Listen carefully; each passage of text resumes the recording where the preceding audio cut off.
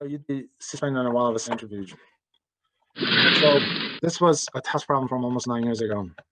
It's one of the courses that I was teaching. I like it.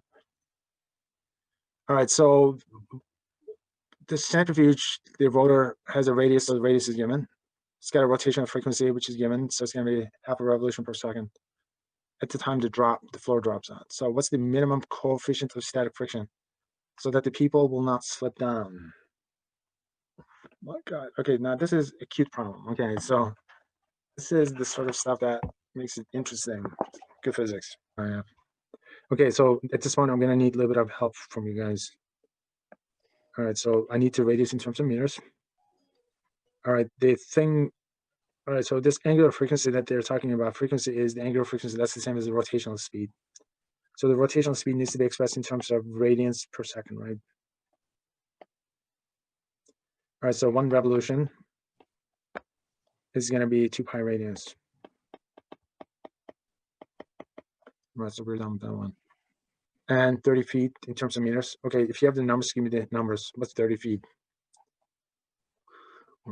Is that what Jack put in the chat there? Okay, I'm just checking that. Okay, Jack, give yourself 5 points for that one. It's 9.14 meters. Okay, and who's got the radians per second?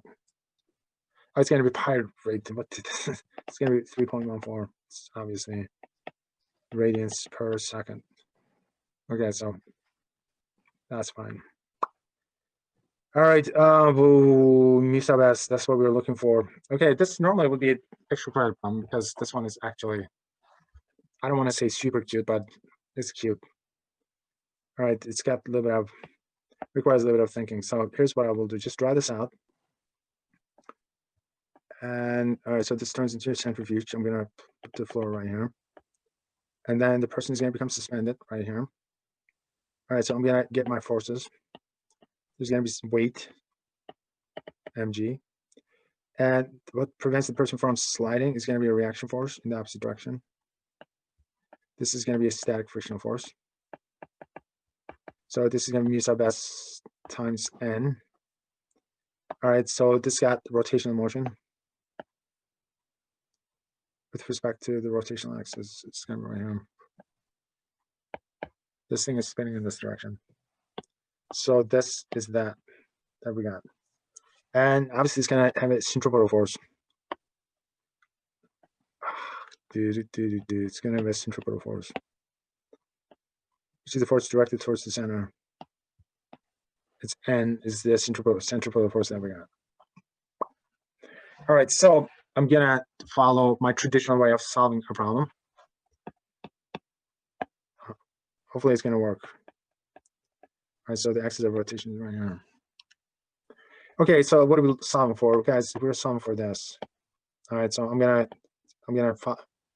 try to get to this as fast as possible. So this is my starting equation, obviously. So that's my way of starting a problem. All right, so this is what I'm interested in. All right, so I'm gonna start off with that formula. I'm just trying to strategize in my head. All right, so let's start off with that formula. Check to see where it goes.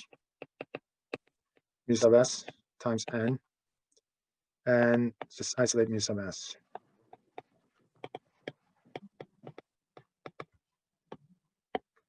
All right, so I'm gonna get rid of n.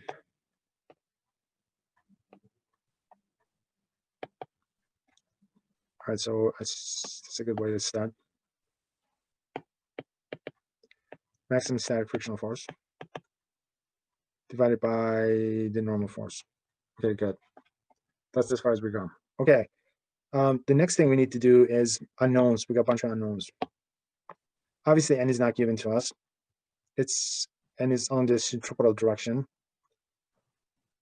All right, I can deal with that. I can figure out a way to take care of that. But let me just focus on this one first. All right, so this is the one that I want to focus on, one at a time. Okay, you can't attack everything at the same time. So let's take care of that one. I'm noticing that this static frictional force is along the y direction. And along the y direction, there's no acceleration. This thing is suspended. So I can take a look at the net force. I know that mass is not given to us, but more than likely it's not going to matter because something is going to cancel. Mass is going to cancel.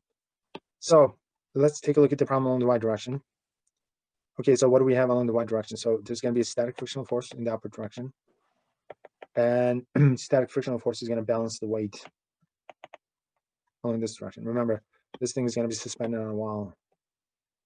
All right, so this thing is suspended on a wall that we're looking at. All right, so we'll just sum up the forces on the y direction. Frictional force is pointing in the upward direction. And W is pointing in the downward direction. And there's no acceleration along the y direction. So this is going to give us net acceleration. So what that means is the static frictional force is the same as mg.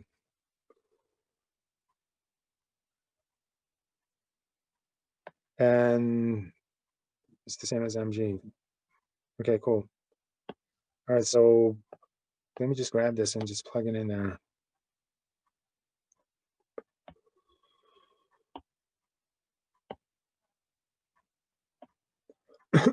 Okay, so let's check to see what the damage is at this point. So we got mu sub s. Okay, we got 9 minutes. Okay. And maximum static friction force is going to be expressed in terms of mg. And everything is divided by n. Okay, so not bad. All right, so what else can we do now? Now we need to figure out what n is. We need to have an expression for that one. I noticed that n is the centripetal force because it's pointing towards the center. All right, so now let's tackle n. So this one is the centripetal. It's going to be related to the centripetal force. All right, so boom, just go in there. And don't forget that this thing is spinning on its axis. All right, and n is going to be the centripetal force. All right, so centripetal force is going to be the same as n. Generic expression for the centripetal force is m v t squared divided by r. Okay, so this term is the tangential velocity. Okay, speaking of the tangential velocity, let me change colors. Remember, if you know the angular velocity, which you do, multiply it by the radius, it's going to give you the tangential velocity. All right, so which means that now we have an expression for n right here. So it's going to keep the green terms green, r. All right, so this is going to get squared. Let's go to blue. So this gets squared and omega gets squared. All right, so this r and you got this r. Obviously, you have a cancellation. Okay, so we end up getting a statement for n. This time the n is going to look like m r square of the rotational speed. We got an expression for the rotational speed.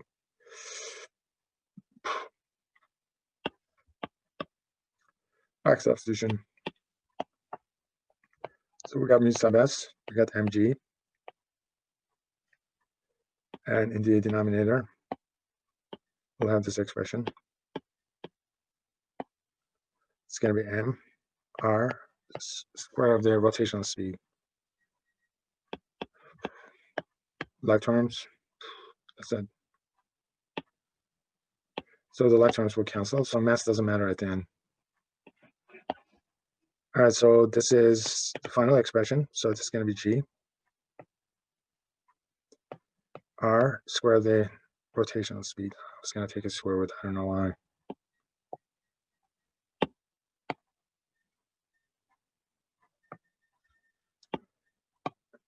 Feels like I did something wrong, but I don't see it right now. Okay, whatever. Let's take a look at the number. I'm just curious what the number is going to be. All right, for g, roughly, let's use 10. All right, so what do we have for r? Oh, okay, the number makes sense. Okay, it's a small number. Cool. All right. So 9.14, and then omega was 3.14 squared, and then mu sub s. Okay, is that correct? All right, so it's 0.11. Okay, that makes sense. It's a reasonable number. I wasn't sure. yeah, it's a reasonable number. I think the algebra is just a little too weird. Okay, so that's what we end up getting. Okay.